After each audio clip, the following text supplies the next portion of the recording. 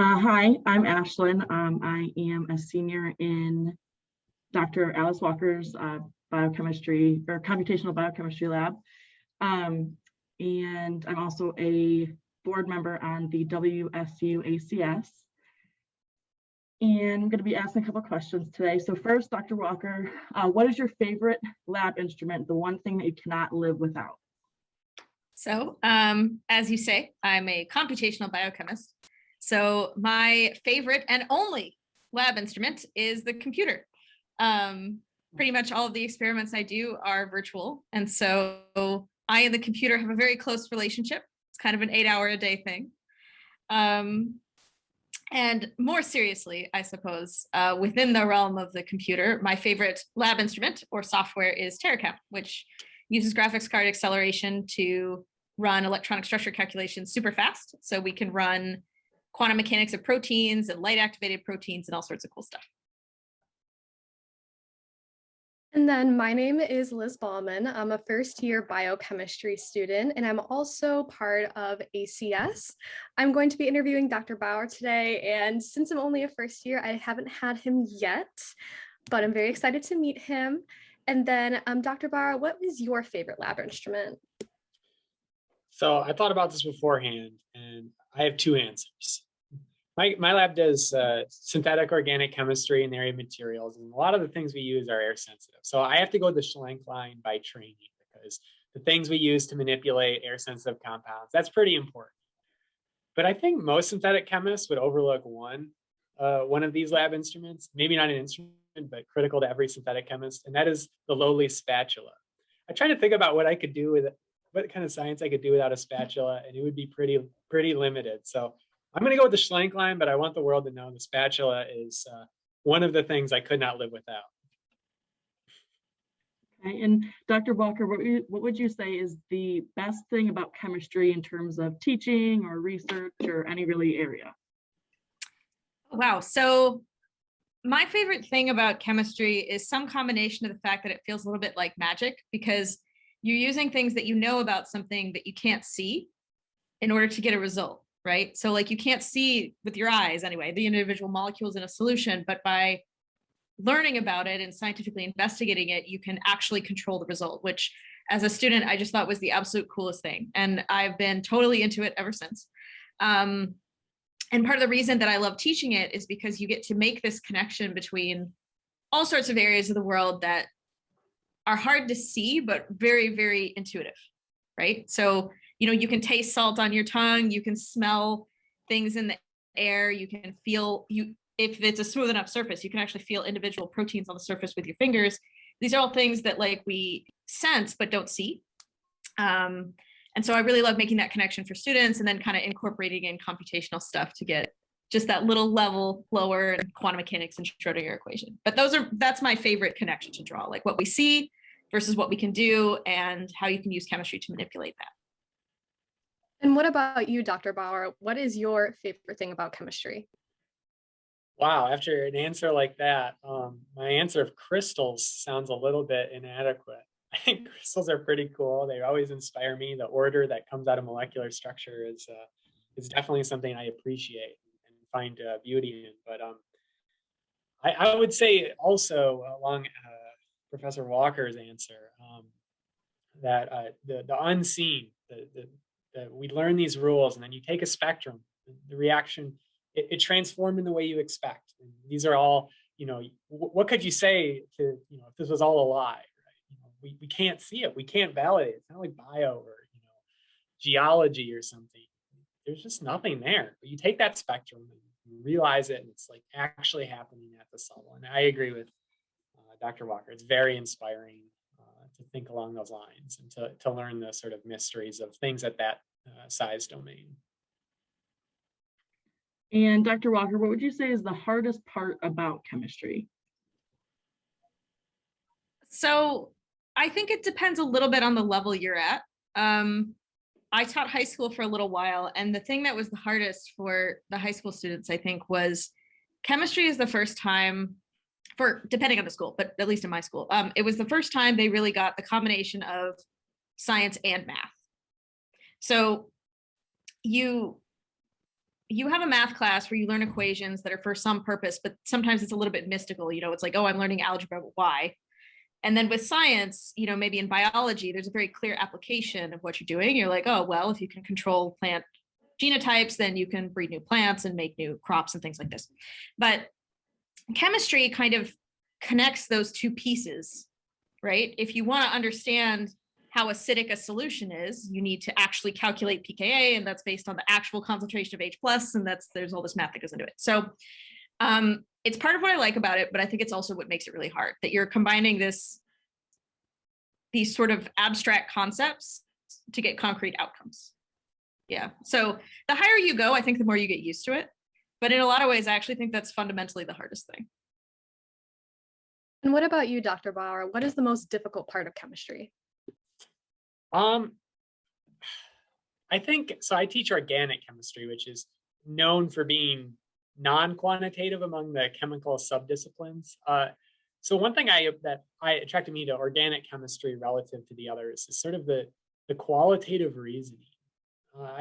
You learn a few reactions, and then you increase the complexity of the system. And then you increase it again, and you have to make an assessment about whether or not a reaction is going to work, or what's a reasonable mechanism.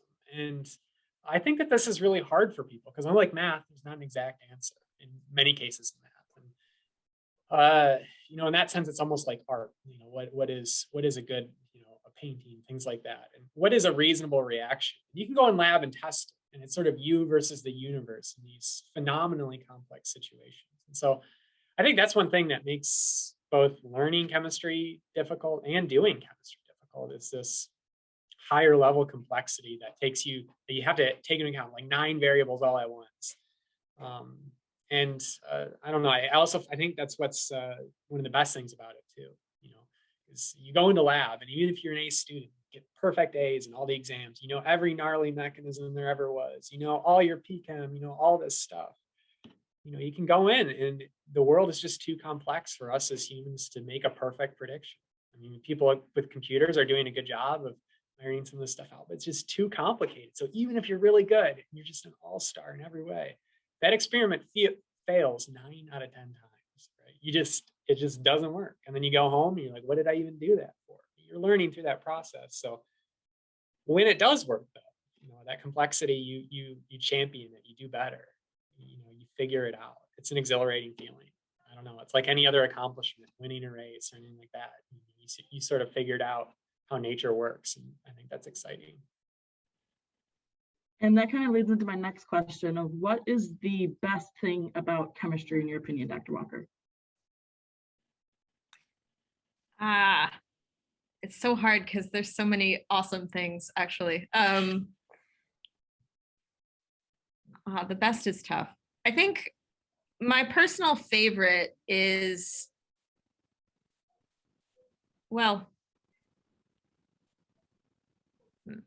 so my personal favorite thing, I can't say it's the best thing, but my favorite thing is the whole concept of electrons, because they're so weird, right? Like, they don't behave in any kind of a way that we understand particles behave.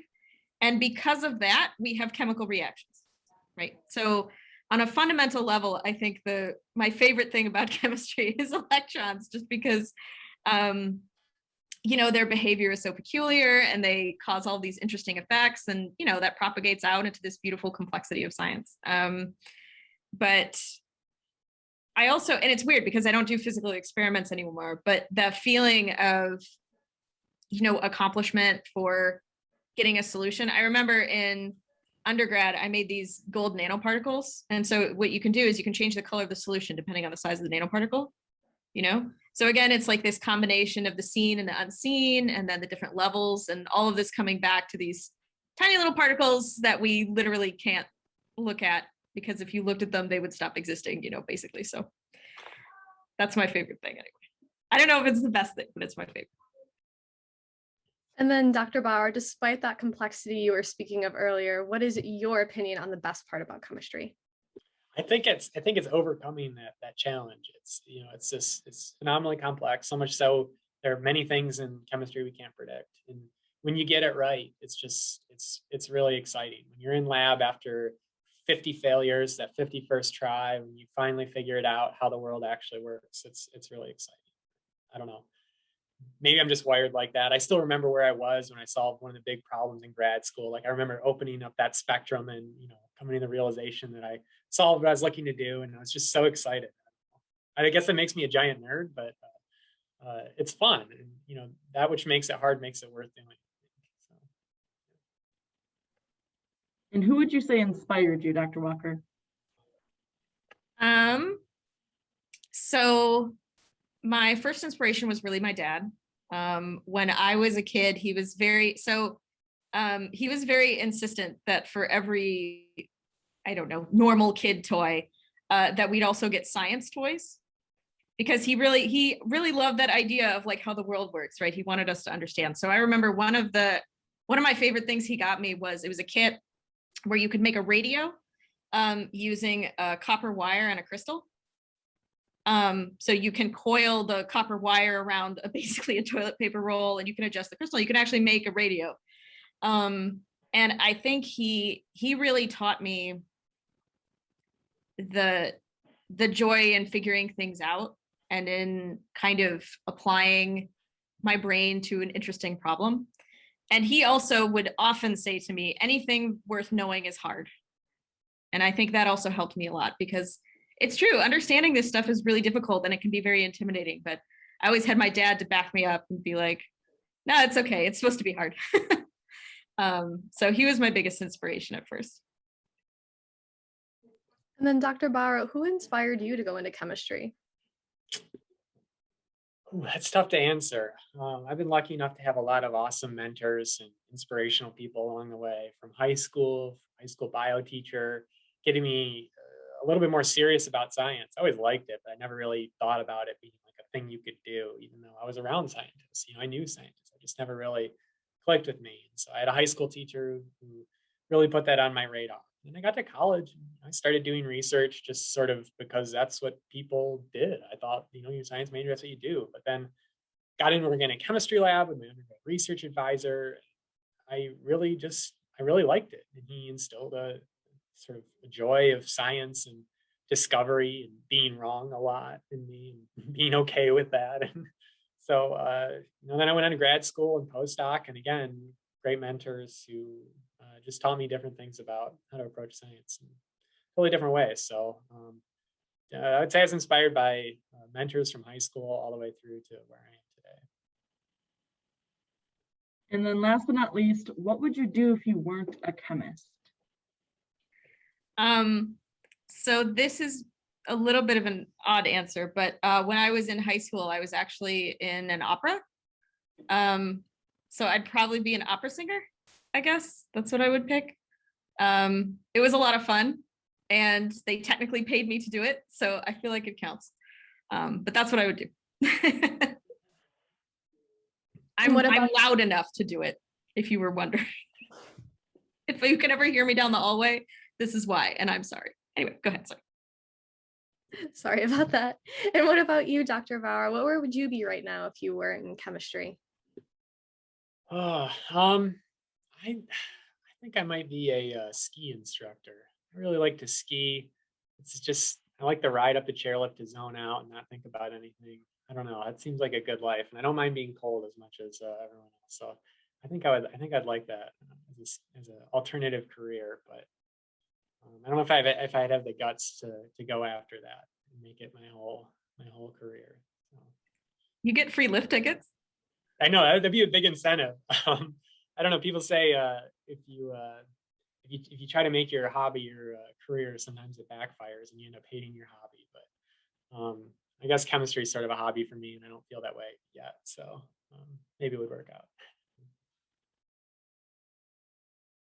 I actually have one more question. If you weren't a computationalist, Dr. Walker, what other field in chemistry do you think that you would be in?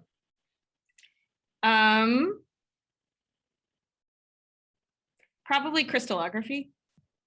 I love crystallography. I just think it's the coolest thing. And cryo-EM, but basically generating the molecular structures with experiment is it's literally magical. Like if you've ever looked at what you have to do to get an X-ray spectrum of a protein all the way into a three-dimensional structure, it's absolutely art. Like it's beautiful. And I've actually always wanted to learn to do it, but with pandemic, I wasn't allowed to. Oh, well, but that's okay. I can admire it from afar. I think that's probably what I would do.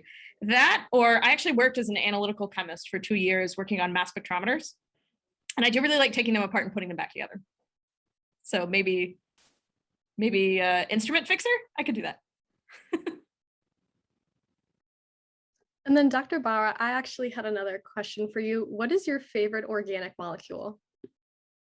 Oh my gosh, you put me on the spot like that. There's so many good ones. How could I choose? Gosh, favorite organic molecule. I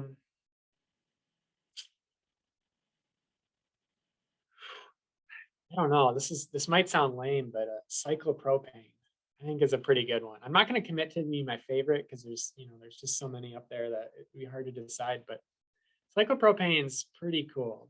The ring strain really distorts the orbitals. It looks like it shouldn't exist. It's just full energy. It reacts in totally unusual ways that break a lot of the rules we learn about in organic chemistry 1 and 2. So I think cyclopropanes are probably my favorite.